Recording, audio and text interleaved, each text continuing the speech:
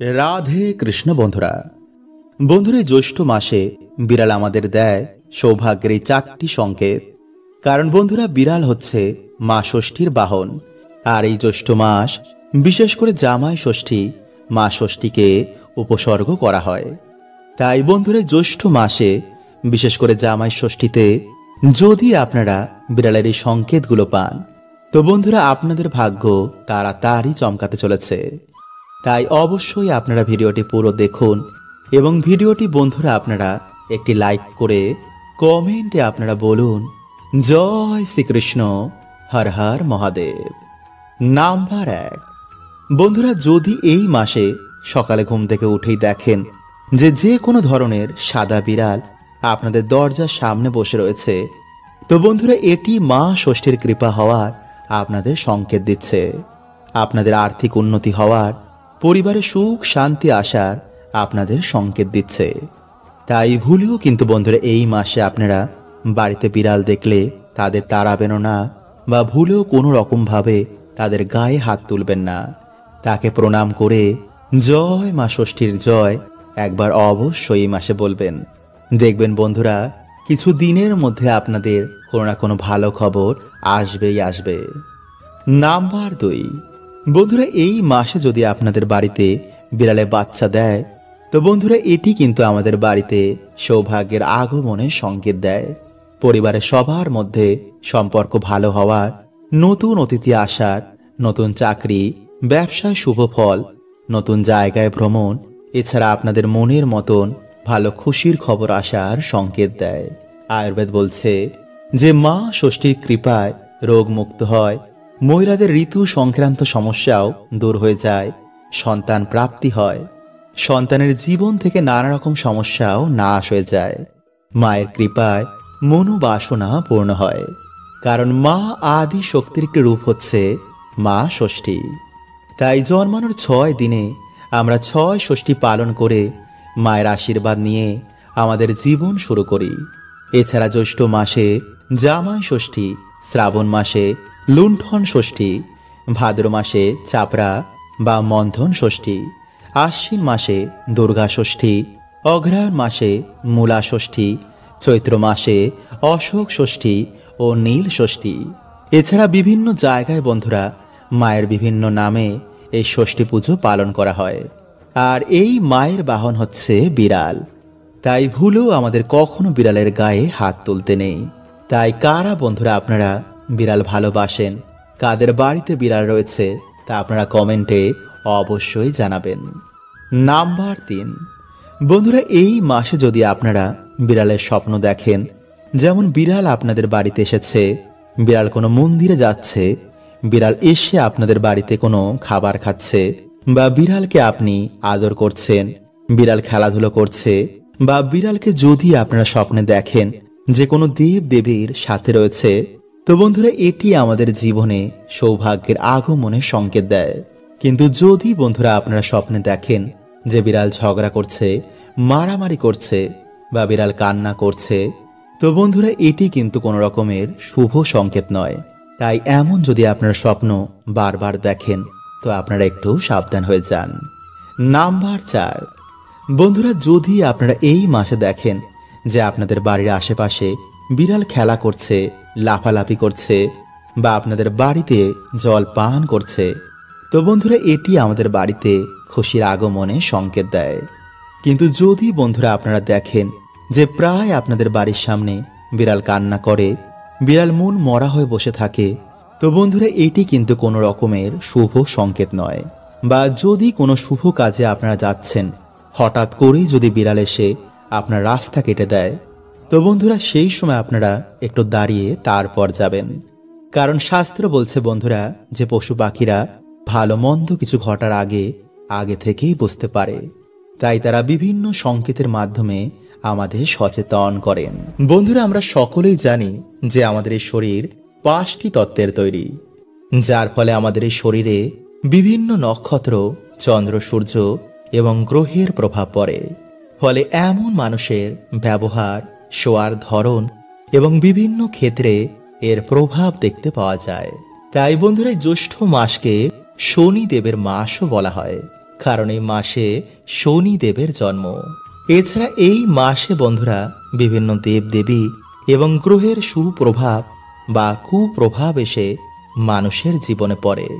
তাই আপনার শোয়ার ধরন বলবে যে আপনি কতটা ভাগ্যশালী অথবা আপনি কেমন ধরনের মানুষ। বন্ধুরা, আপনি কি জানেন যে আমরা যখন ঘুমোই সেই ঘুমানোর ধরন দেখে আপনি বুঝতে পারবেন যে সেই ব্যক্তি কতটা ভাগ্যশালী। আসলে বন্ধুরা, যখন আমরা ঘুমোই তখন আমরা বুঝতেই পারি না যে আমাদের সাথে ঠিক কি কি হয়, আর তার প্রভাব বন্ধুরা আমাদের এই শরীরে এসে পড়ে। বন্ধুরা দেখবেন, যখন কোনো বাচ্চা ঘুমোয় তার চোখ মুখ দেখেই বোঝা যায় যে স্বপ্নে সে কোনো দেবতার দর্শন করছেন, ফলে সে ঘুমের ঘোরে আমাদের হেসে সংকেত দেয়। তাই বন্ধুরা, আমাদের সাথেও কিন্তু ঘুমের ঘোরে এমন অনেক কিছু হয় যার মধ্যে আমরা 99%ই দিনের বেলায় ভুলে যাই, আর বাকি 1%ই আমাদের সকালে মনে থাকে। তাই বন্ধুরা, প্রত্যেক মানুষের ঘুমের ধরন বিভিন্ন ধরনের হয়।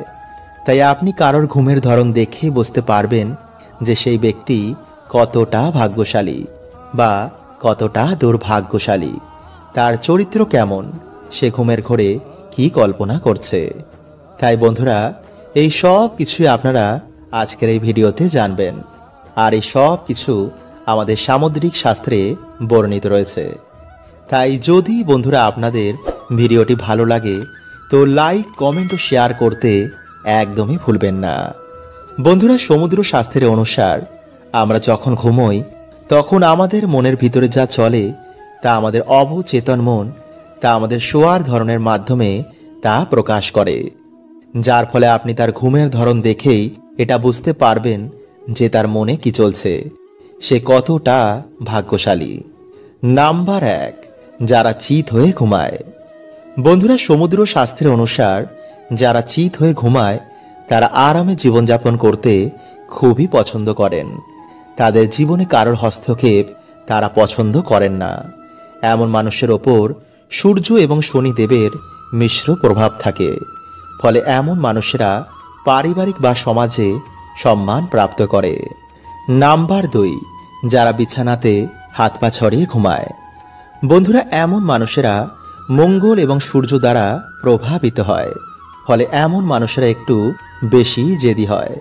ফলে তাদের হৃদয় ভালো হলেও তারা কথার ওপর নিয়ন্ত্রণ রাখতে পারে না।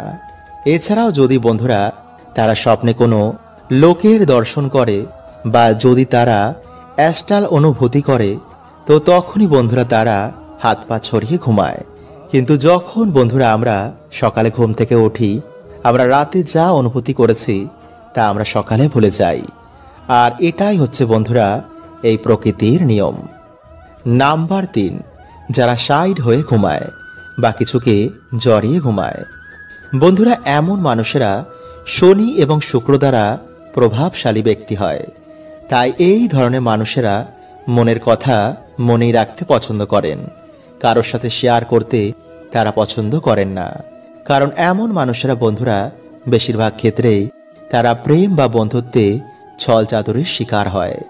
তাই এমন মানুষেরা বন্ধুরা খুবই সংবেদনশীল হয়, ফলে এমন মানুষেরা বালিশে মাথা গুজে শুতে পছন্দ করেন।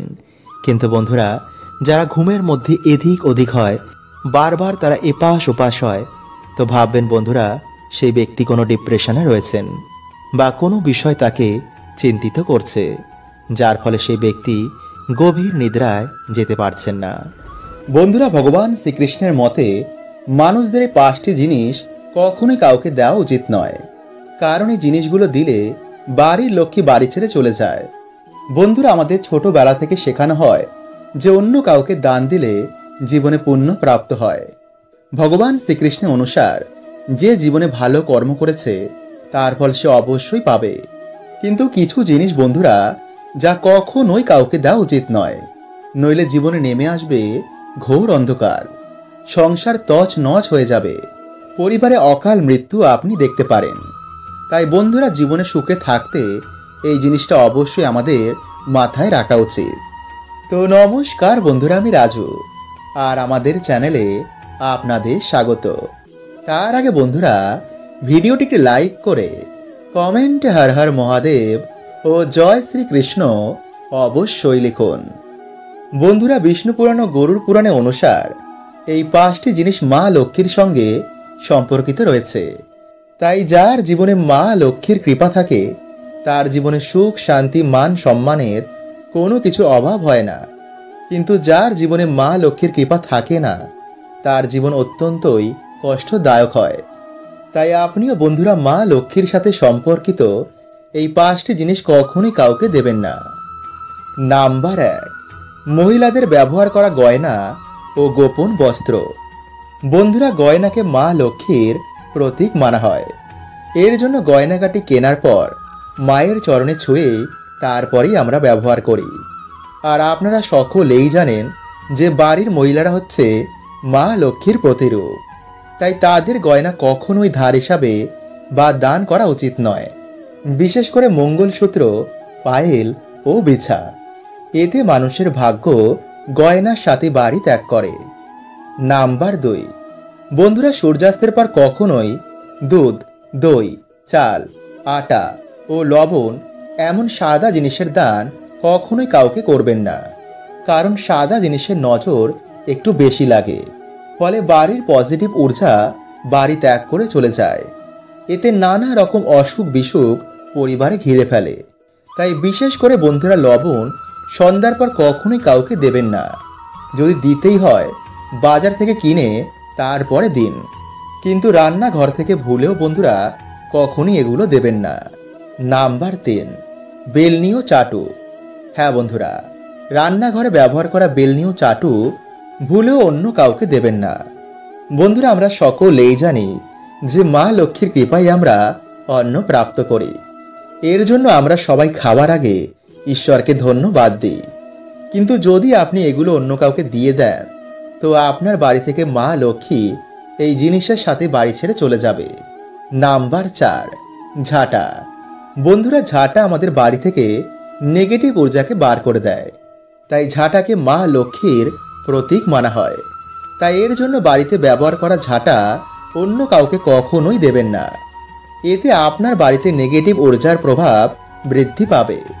কারণ যখন আপনার বাড়ির ঝাঁটা অন্য কেউ বাড়িতে ব্যবহার করবে এর প্রভাব কিন্তু সবার প্রথমে আপনি আপনার বাড়িতেই দেখতে পাবেন। আর বন্ধুরা, সন্ধ্যার সময় ভুলেও আলমারি থেকে টাকা বার করে অন্য কাউকে দেবেন না।